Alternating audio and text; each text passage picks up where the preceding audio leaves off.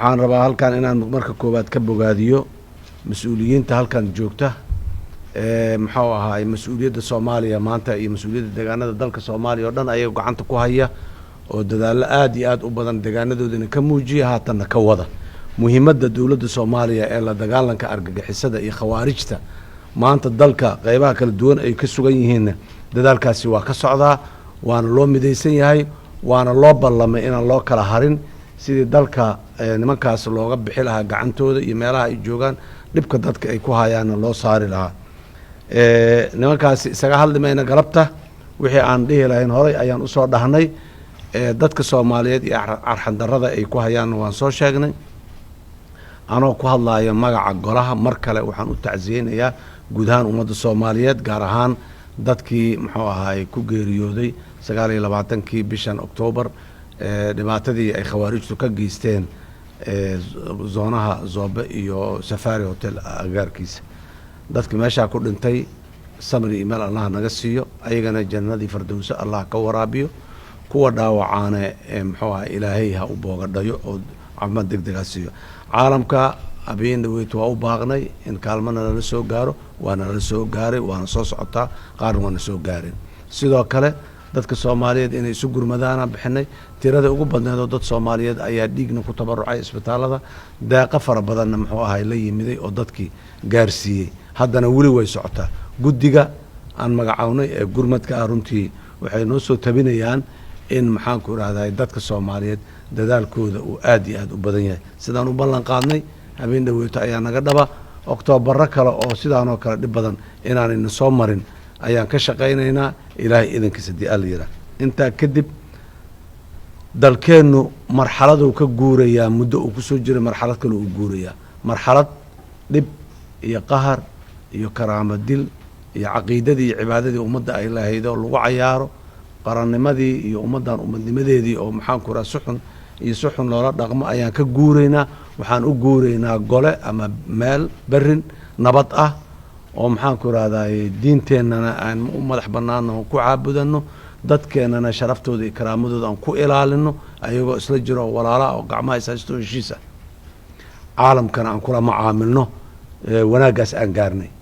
gobonnimadeenna afka qalaad sovereignty lagu yiraahdo oo kaamil ah oo dhameystirnay ayaa waxayna ciidamada AMISOM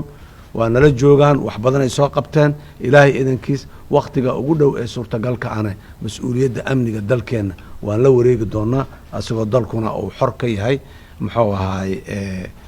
khawaarijta iyo inta ku heer joogta shabaab oo goboladan dawlad goboleedadan ku yaala muxuu ahaay gobolada dhexe iyo gobolada koonfureed maxaan ku dib ku haya iyo sidoo kale shabaab iyo maxaan ku yiraahdaa Daesh oo Puntland ayagana muxuu ahaay meelo kamid oo yar yar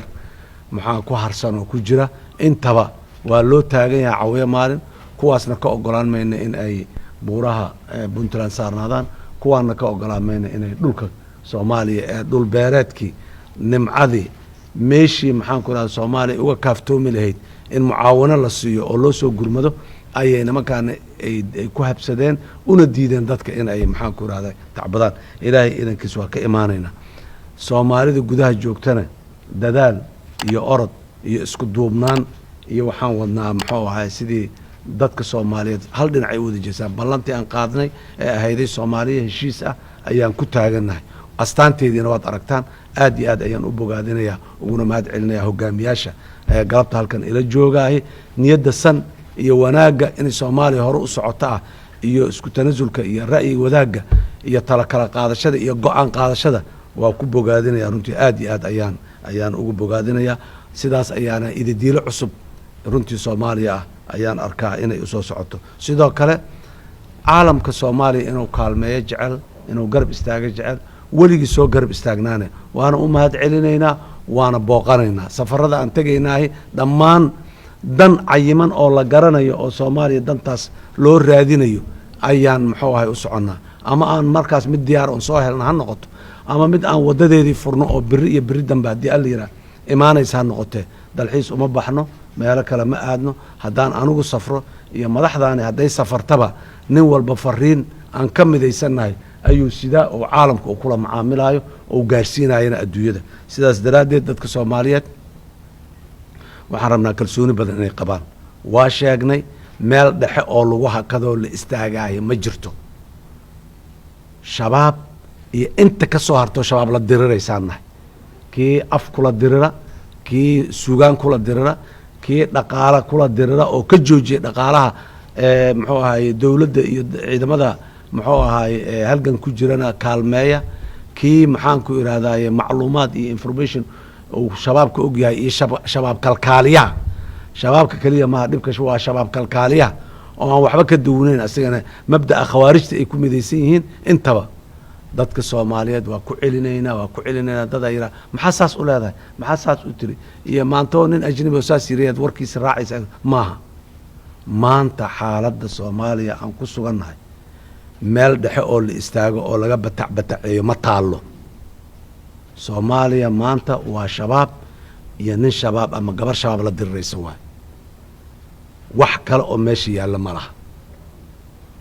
yaan waqti laydinkaga dhumin shacabka soomaaliyeed ee sharafta lahow yaan laydin been guurin kuwa fulayga noqdana waxaan leeyahay ka soo noqda waxaan rabaa hadalkayga inaan kusoo gabagabeeyo tacaawanuu cala albiri waataqwa walaa tacaawanuu cala alithmi waalcudwaan annaga inteenaan meesha taagan iyo ummadda soomaaliyeed meel kastoo ay joogto wanaagsan kuwa horaan nahay tacaawanuu cala albiri waataqwa ana kuwa kalene waxay isku kaalmaysteen waa tacaawanuu cala alithmi waalcudwaan